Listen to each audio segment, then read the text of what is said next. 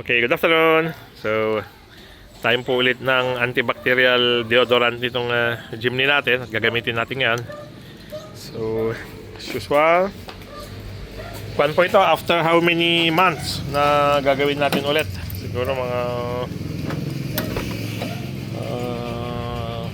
more than 3 months po.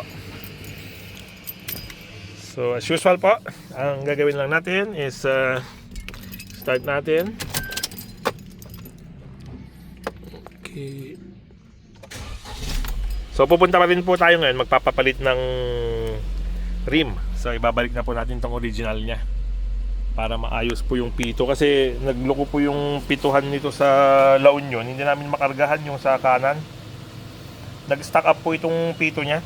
So papalitan na lang po natin. Okay. So as usual po, okay, i-on ang aircon sa maximum. Okay. And then diba, para mas malapit siya sa aircon vent. Okay, so press and hold lang po ito.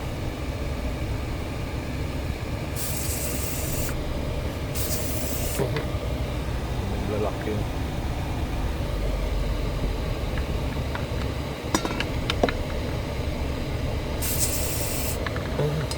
Tigas. Normally, i-clip lang po ito. Yun. Okay, medyo tumigas lang po. Okay? So, wait po natin maubos, then wait natin ng mga 5 minutes bago natin i-off. Okay?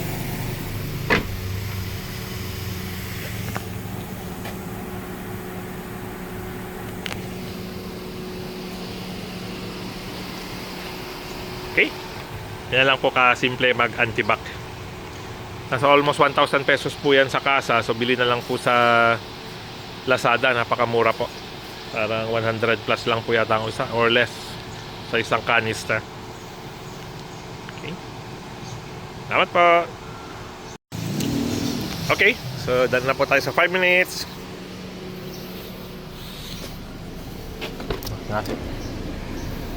Okay. So dito po maamoy nyo talaga yung kanyang freshness after ng pag a-apply natin itong antibac.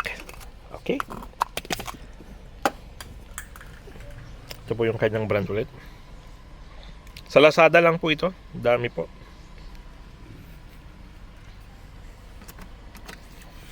Okay.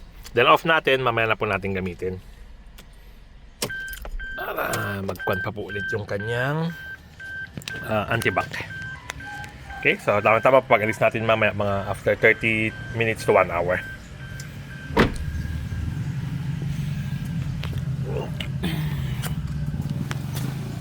Okay. Salamat po.